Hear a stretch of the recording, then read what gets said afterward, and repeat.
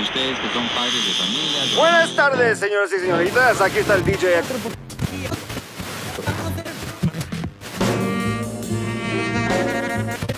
¡Silencio, delincuente! Hola con todas y todos, yo no soy Noé, soy Lucho, hoy co-host, así que bienvenidos a Diálogos Mundanos. Soy Lucho. Hola, yo soy Diego y bienvenidos a Diálogos Mundanos. El día de hoy estamos sin la Noé, pero bueno, aquí con el Lucho de co-host del espacio y con un invitado con el cual vamos a hablar de espacio público, de arquitectura, de ciudad y un montón de cosas. Así que, Martín, bienvenido. Por favor, quisiéramos darte la bienvenida a Diálogos Mundanos y que te puedas presentar. Cuéntanos un poco qué es lo que haces y cómo vamos a empezar esta conversación sabiendo quién eres. Encantado de la vida. Muy buenas noches con todos. Muchas gracias por la invitación. Bueno, soy arquitecto, Juan Martín Pesantes. Me dedico al espacio público, a hacer proyectos de intervención urbana y sobre todo trabajar con niños, trabajar con jóvenes en propuestas que promuevan la seguridad, los espacios sanos en las ciudades, los espacios acogedores y también promocionar el tema de comunidad, sobre todo. Bueno, pues y teniendo esta introducción, vamos directo al grano con el primer segmento del programa que se llama Noticias que ponen en riesgo a la humanidad.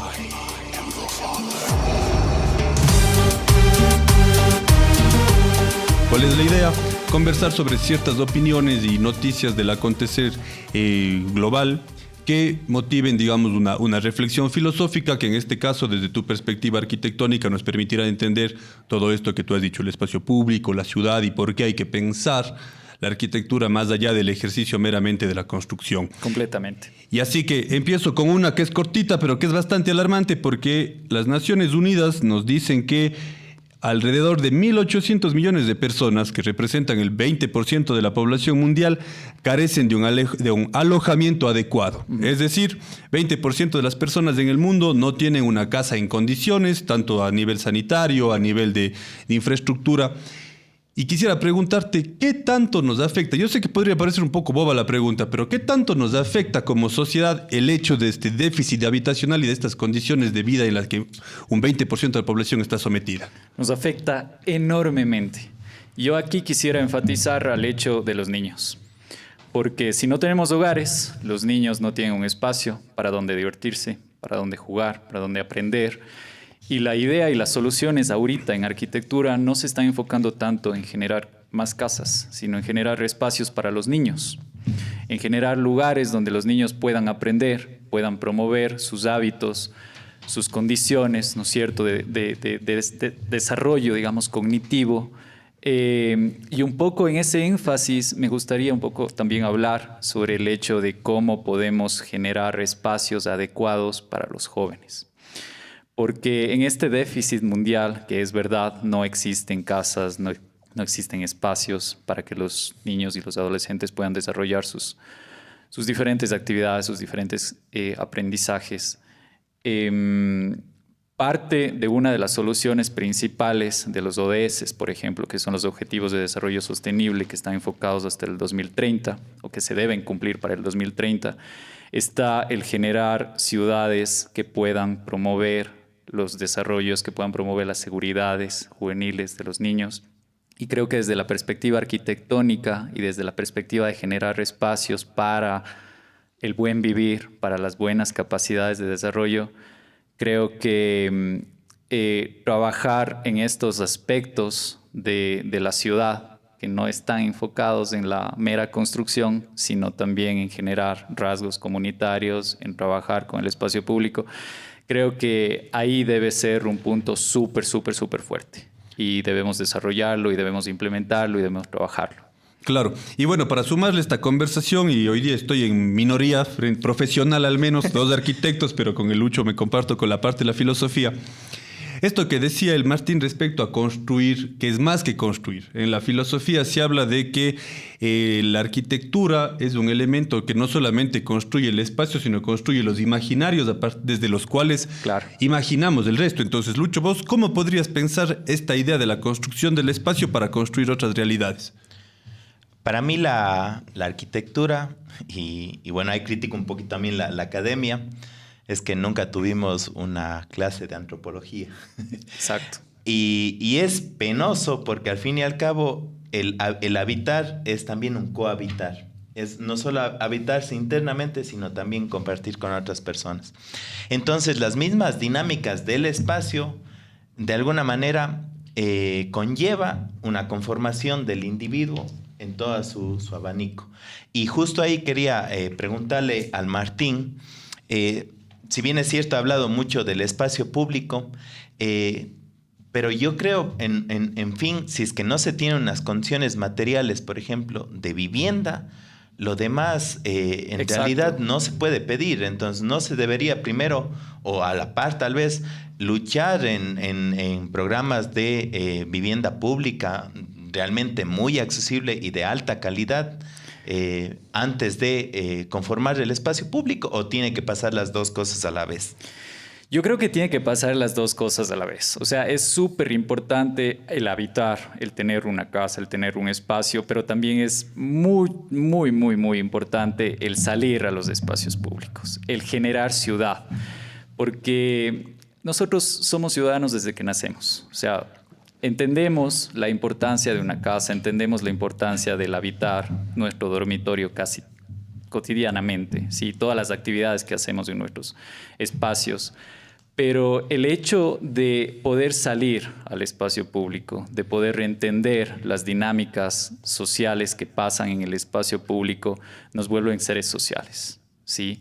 Y la idea de eso, la idea de poder vincularnos a diferentes personas, a nuevos amigos, a nuevas conversaciones en el espacio público, creo que es fundamental para el desarrollo de los chicos, desarrollo de los adolescentes y obviamente la creación de adultos que fortalezcan sus hábitos en los espacios públicos. Sin embargo, lo que mencionas, Pichucho, es súper clave el hecho de tener un espacio habitable, de tener una casa, de tener un hogar, porque ahí es donde se fundamenta todo, donde realmente tenemos el conocimiento y la capacidad para fortalecer nuestros hábitos, de poder comunicarnos con los demás, de poder entender ciertas sinergias. Y creo que en ese sentido el hecho de la falta de vivienda a nivel mundial es uno de los problemas más graves que ha venido acarreando un sinnúmero de diferentes, no sé, modos de comportamiento que no están paralelos, digamos, a un buen vivir, ¿sí? La falta de hogar, la falta de un espacio que te pueda cubrir, que puedas permanecer ahí, es uno de los problemas y ha venido acarreando, digamos, un sinnúmero de problemas enfocados sobre todo a la salud mental. Y hablo desde la perspectiva de los niños y desde la perspectiva de los adolescentes. El tema de ansiedad, el tema de estrés, de depresión, mucho tiene que ver con la falta de hogares. Mucho tiene que ver con la falta de espacios habitables. Claro, ahora, en esa misma perspectiva, digamos, la ciudad se ha convertido ya no solamente en el espacio de habitar, como decía el Luis, sino en un espacio de reflexión respecto a las inequidades, o sea, ver cómo está organizada la ciudad, quién utiliza la ciudad. Es, creo, un debate filosófico que abarca no solamente lo estético, lo arquitectónico, sino también profundamente lo ético y lo político. Correcto. Pero en ese sentido, hay una pregunta picante tal vez, y es porque a mí me llama la atención, en Cuenca, en Quito, digamos, en las ciudades grandes del Ecuador, hay esta gran bronca, ¿no? De que los vendedores ambulantes siempre son como la peste, como que la gente dice, los vendedores ambulantes no deben estar en la ciudad, hay que limpiar las veredas de ellos.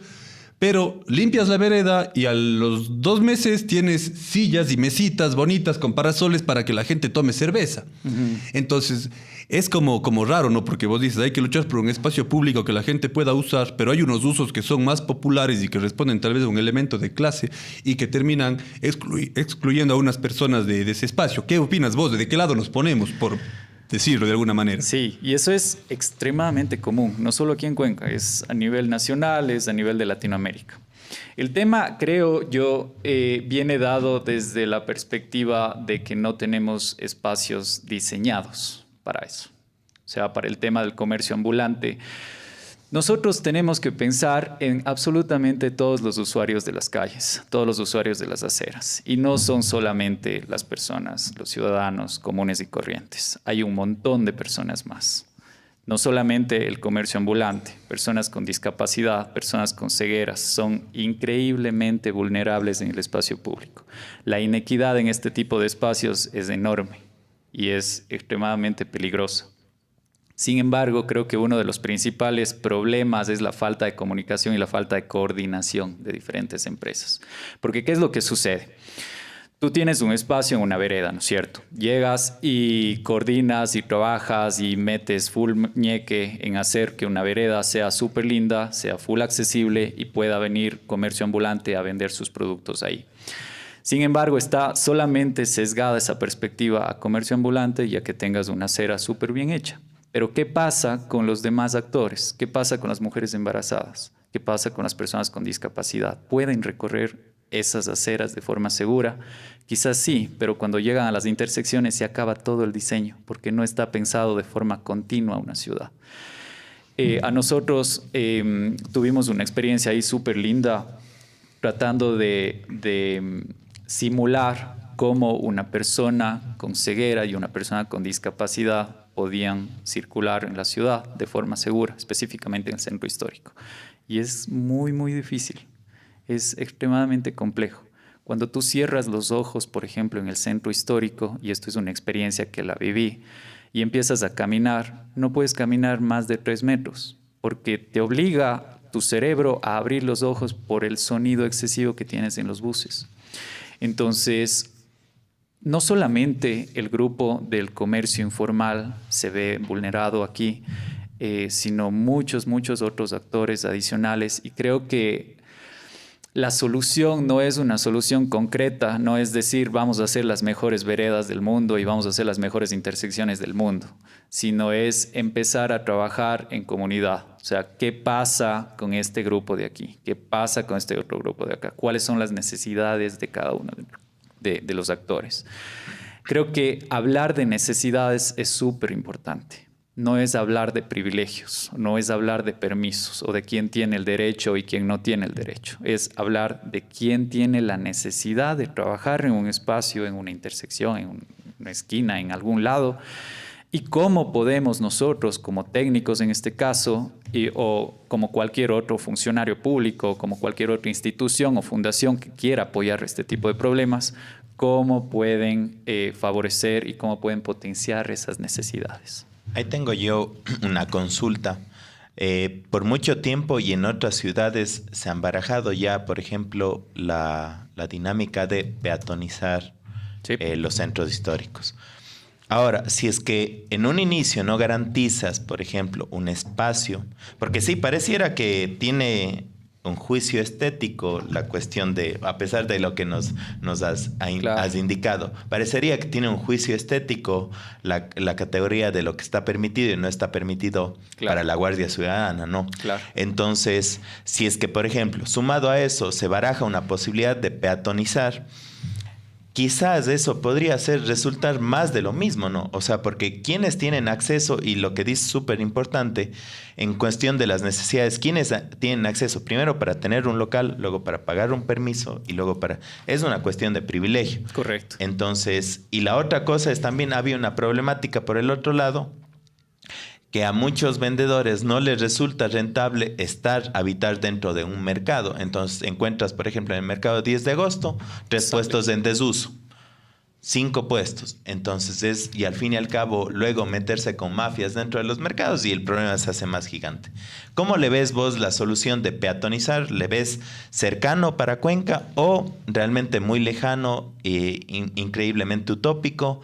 Y considerando que tenemos problemas que subyacen a Cuenca mucho más problemáticos valga la redundancia.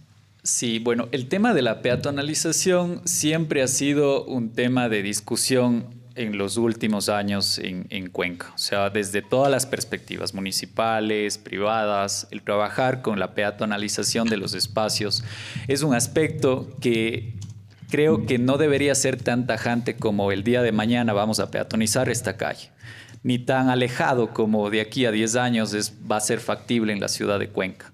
sea, creo que esto debe ser un proceso. Y es un proceso porque necesitamos que las personas empiecen a experimentar el hecho de peatonalizar una calle. No solamente las personas que van a caminar, sino qué pasa con los conductores. Ellos necesitan un cambio de comportamiento, ¿sí? ¿Cómo podemos cambiar tajantemente eso? Vamos a terminar en un problema así súper heavy porque estás cortando una forma de cotidianidad súper arraigada en la ciudad, que es el manejar un vehículo. Entonces, ¿cómo podemos? Y esta ha sido una de las principales cuestiones que hemos estado conversando a lo largo del tiempo, ir poquito a poquito con diferentes intervenciones, empezar con diferentes accesibilidades a ciertos grupos vulnerables y cómo esas accesibilidades podemos empezar a replicar en la ciudad. Y cuando tenemos eso que está funcionando completamente, ok, empecemos a unir, empecemos a generar ciertos sectores, empecemos a ampliar estos sectores y empecemos a desarrollar ya una cultura de peatonalización. O sea, creo que el tema de tratar de reducir los niveles de velocidad en las escuelas, que son estos proyectos de rutas escolares seguras, de entornos escolares seguros, ya forma parte de una cultura de peatonalización, una cultura de baja velocidad en la ciudad de Cuenca. Entonces, son estos proyectos muy puntuales que vamos uniéndolos, vamos sumándolos y poco a poco la ciudad va entendiendo que estas formas de solución o estas dinámicas de protección a los niños, que después podemos proteger no solamente a los niños, sino a los adolescentes, qué pasa con los ancianos, qué pasa con las mujeres embarazadas, y empezamos a generar y a cubrir mucha más a la ciudadanía en general, ya con una cultura de peatonalización, con una cultura de baja velocidad. Creo que un poco la respuesta a tu pregunta sería que, nada, tenemos que pensarlo a este tipo de soluciones como proceso. Claro, bueno, y para pasar ya al programa al segmento de Lucho, solamente yo quería decir, porque hay un artículo en Mundana, en la página web, muy interesante de un arquitecto también que hace filosofía. En Mundana hay muchos arquitectos haciendo filosofía, eso es interesantísimo. Paul Cedillo, que ya se llama Introducción a la Ciudad y al Orden. Y él habla de dos experiencias en dos ciudades europeas, una en Holanda y otra en Alemania. La una así como súper, hiper regulada, en una ciudad perfecta donde todo pasa como por reloj, y otra que es una ciudad caótica. Y él apuesta, digamos, por el caos también como una apuesta política de que es una ciudad para vivir. Entonces, frente a lo que vos dices, a mí me queda siempre la duda porque digo, Cuenca es una ciudad hermosa, la gente viene y el turista y ni sé qué. Y el otro día unos amigos, igual en un conversatorio de Mundana, decían, Cuenca se está convirtiendo en lo que los cuencanos no querían, una ciudad de mucha gente que viene de afuera. Exacto. Entonces, también estas políticas que finalmente están reconociendo espacios y que están reconociendo el espacio como un derecho, terminan siendo asimiladas por una dinámica que lo termina como comercializando el espacio bonito y nuevamente expulsando a la gente que vive ahí. No sé, si quieres, el caso de Barcelona puede ser mucho más paradigmático en el mundo occidental. Claro. Pero ¿qué haces con esto? Cuando tú haces algo bonito para los vecinos y que de repente está lleno de turistas que están tomándose fotos y que les han quitado de nuevo a los vecinos lo que antes les quitaba el humo del bus, ahora es el flash del turista. Claro. No, y es un tema a discutir, la parte turística de las ciudades, porque, a ver, el hecho de generar ciertos espacios para que las personas puedan venir a los espacios públicos, puedan tomarse fotografías, ciertamente ayuda a inculcar, a promover una cultura, que en este caso es la cultura cuencana, los espacios cuencanos que son súper lindos. Pero creo que en ese sentido se debería pensar en un equilibrio, en estrategias de equilibrio. O sea, si bien es cierto, es bonito tener una ciudad turística, pero hasta cierto punto. Lo que tú mencionas es completamente cierto. Vamos a tener un punto en el que la Plaza San Francisco esté llena de personas y no tenga ciudadanos locales, no tenga cuencanos, porque solo sea turístico para comprar las artesanías tradicionales que hay en ese espacio. Entonces, creería que es importante tener estas dos visiones desde todas las perspectivas posibles. O sea, por un lado, generar las necesidades locales, que tenemos muchísimas. O sea, hay muchas veces que uno cuando se encuentra con un viejito, con un anciano en el espacio público y se pone a conversar de la nada, salen unas necesidades tan locas en el centro histórico, salen unas necesidades tan locas al norte de la ciudad que dices, ¿por qué no se está pensando en esto? O sea, el simple hecho de colocar un cruce peatonal, el simple hecho de colocar, no sé, un basurero en la esquina, o el simple hecho de colocar una banca para una persona que ha vivido aquí más de 70 años es importantísimo. Entonces, creo que ese tipo de perspectivas, ese tipo de no solamente enfocarse en el turismo, sino enfocarse en qué pasa con los ciudadanos, cuáles son las necesidades, cuáles son esas soluciones que están posiblemente bien planteadas, pero que está atrayendo a un grupo muy específico de personas que no realmente está ayudando, digamos, a los ciudadanos locales. Buenazo. Y precisamente me sirve para llegar a algoritmo mundano, hablando de la cuestión del ritmo de los gringos, el ritmo de los latinos, el ritmo de los turistas en Olón. Situación que sucede en Ecuador en algún momento. La primera dama se encuentra involucrada en un caso en donde se van en contra de los derechos de la naturaleza y de una comunidad porque se plantea una intervención a nivel como un proyecto que es de turismo y cuestiones así para hacer inmobiliaria. ¿Qué perspectiva tienes dentro de esto en el contexto de gentrificación de espacios? A ver, yo creo que la gentrificación siempre ha sido uno de los grandes problemas, no solamente en las ciudades, sino enfocado también en la naturaleza. Y en este caso específico de Olón es eso. O sea, se está enfocando, se está dando prioridad al tema de construcción en un área completamente natural, completamente llena de vida. Y creo que uno de los principales problemas y a la vez también uno de los principales aprendizajes que he tenido a lo largo de la carrera es valorar los entornos naturales que tenemos, que son extremadamente pocos. Si no valoramos eso, si no entendemos esa cualidad linda de la biodiversidad natural, estamos haciendo horrores al planeta.